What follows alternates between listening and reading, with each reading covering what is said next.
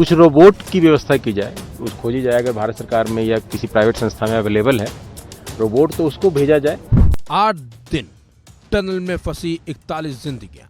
जी हां, उत्तरकाशी में सिलक्यारा टनल में फंसे मजदूरों को बचाने के लिए सेना, एसडीआरएफ, एनडीआरएफ, स्थानीय प्रशासन रात दिन एक कर मजदूरों को बचाने में जुटा हुआ है, लेकिन रेस्क्यू टीम को सफलता हाथ नहीं लग रही है।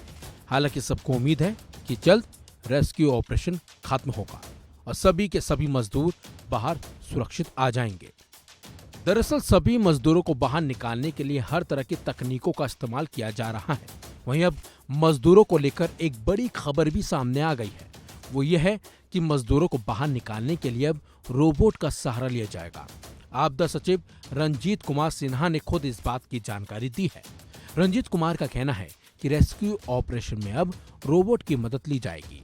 इसके साथ साथ उन्होंने बताया है कि सुरंग में मशीनों के इस्तेमाल से काफी दिक्कतों का सामना करना पड़ रहा है और मलबा लगातार गिरने से रेस्क्यू में रुकावट भी आ जा रही है। आइए आपको सुनाते हैं रंजीत कुमार सिन्हा ने क्या कुछ कहा और उन्होंने कैसे बताया कि अब आगे का रेस्क्यू कैसे चलेगा। तो अगर मशीन से जो हमारी हम 900 mm डाया का पाइप डाल रहे हैं उस पर कार्रवाई चल रही है। 22 मीटर तक गए हैं, उसके और आगे बढ़ाने के लिए हम शीघ्र शुरू हो कार्य उस पर लगे हुए हैं। दूसरा जो लाइफ लाइन के लिए एक पाइप है अभी जिसमें हम खाना और अन्य चीजें भेज रहे हैं, एक और पाइप डाल रहे हैं जो हमारा ऑगर मशीन की पाइप है 900 mm की, उसके थोड़ा ऊपर, और उसमें जल्दी हो जाए क्योंकि ऊपर में मलबा कम है, नीचे मलबा ज्यादा है। तो वो लगभग 42 मीटर चले गए हैं और कुछ ही मीटर और बचा है, तो वो हो जाएगी। तो लाइफ सपोर्ट के लिए एक और पाइप हमारे पास अवेलेबल हो जाएगी। तीसरा जो मलबा है और जो टनल का रूफ है जहां डेब्री जमा है वहां पे डेब्रीज और टनल के रूफ के बीच में स्पेस है, तो वहां पर ये निर्णय लिया गया है माननीय मंत्री जी के द्वारा कुछ रोबोट की व्यवस्था की जाए, उस खोजी जाए अगर भारत सरकार में या किसी प्राइवेट संस्था में अवेलेबल है रोबोट तो उसको भेजा जाए ताकि वहां देखें कितना स्पेस अवेलेबल है, क्या उससे लाइफ सपोर्ट के लिए कोई पाइप हम डाल सकते हैं, कोई व्यवस्था ऐसी हो सकती है, और अगर ज्यादा स्पेस है तो वहां से भी लोगों को निकाल सकते हैं। ये एक सर्च करने के लिए कहा है माननीय मंत्री जी ने, उस पर कार्रवाई चल रही है। नेक्स्ट है आपका साइड टनल। जो टनल है उसके दोनों तरफ से, लेफ्ट राइट दोनों तरफ से उसी लेवल पे हम एक 2 एस्केप टनल का प्लान है जिसको कि दिया गया है आपका आरबीएनएल को, जो कि रेलवे लाइन के लिए टनल बना रही है। तो वो उसका मेजरमेंट वगैरह और अलाइनमेंट वगैरह देख रहे हैं और मेरे ख्याल से आज उनको प्लान आ जाएगा, कल से मेरे ख्याल से कार्रवाई उसे प्रारंभ करेंगे। वहीं रविवार को केंद्रीय सड़क परिवहन मंत्री नितिन गडकरी और उत्तराखंड के मुख्यमंत्री पुष्कर सिंह धामी भी घटनास्थल पर पहुंचे और उन्होंने रेस्क्यू ऑपरेशन का जायजा भी लिया।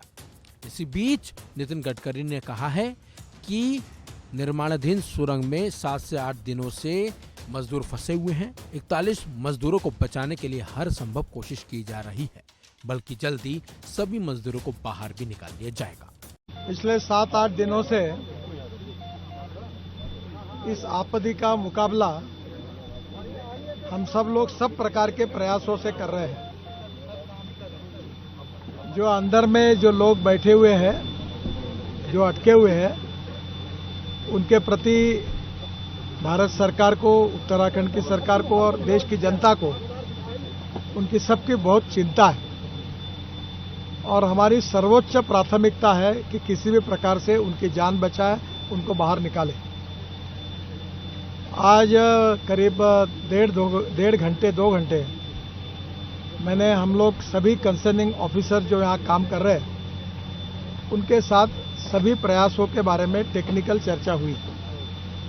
आपको बता दें, टनल के अंदर 70 मीटर में फैले मलबे में 24 मीटर सुरंग यानी कि छेद किया जा चुका है, लेकिन जैसे जैसे दिन बढ़ रहे हैं वैसे वैसे टनल में फंसे मजदूरों का भी हौसला टूट रहा है। यहाँ तक कि टनल में फंसे मजदूरों के परिवार वालों की भी अब चिंता बढ़ने लगी है, क्योंकि दिन गुजर रहा है और मजदूर अभी भी टनल के अंदर ही फंसे हुए हैं।